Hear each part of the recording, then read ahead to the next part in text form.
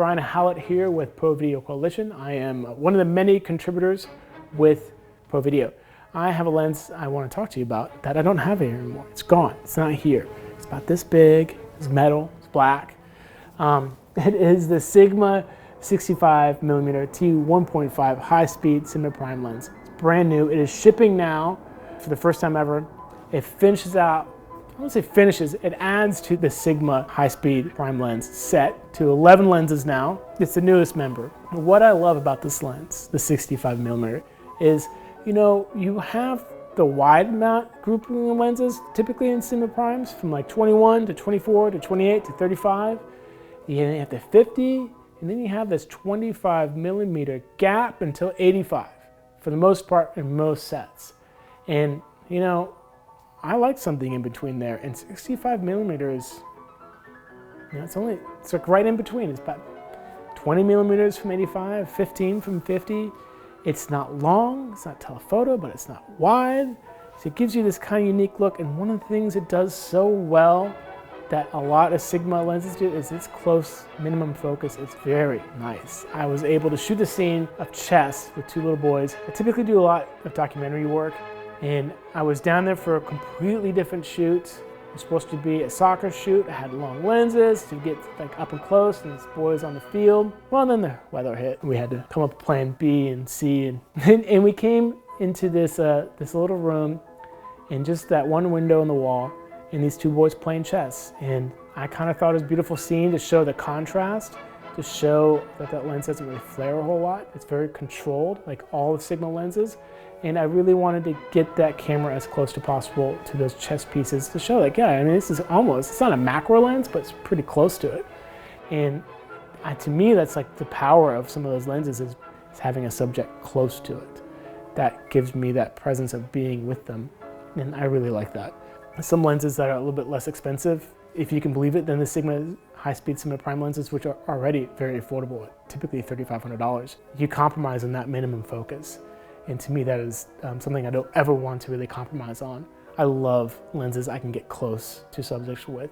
I can get in that space, because then I feel like we're making that film together. And so I fell in love with this lens.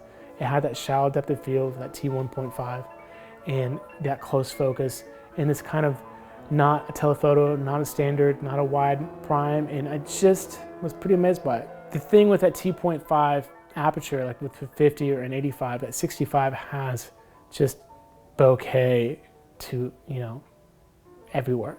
And it handles the contrast in the bokeh really well.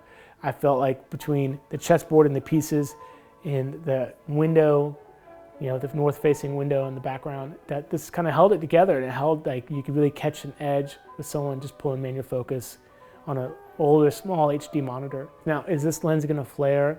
It can flare, if you're in the right way, but like a lot of Sigma lenses, it is just controlled. It is very, very sharp. It's meant for 8K, 6K, and 4K, and you're really not going to be disappointed if sharp, shallow depth of field is what you're looking for. To me, the Sigma look is very defining look, especially for full frame, large format capture systems like C500, FX9, FX6. Any of these, combinations of really any camera, full frame, and these lenses are really gonna stand out with that shallow depth of field. But one thing I also think is pretty amazing is the near zero focus shift from focusing far and wide to, it's not very often you can go from all the way, near the minimum focus to, infinity. But of course we test that, and we want to see what kind of shift there is. And the Sigma 65mm T1.5 high speed held that really well.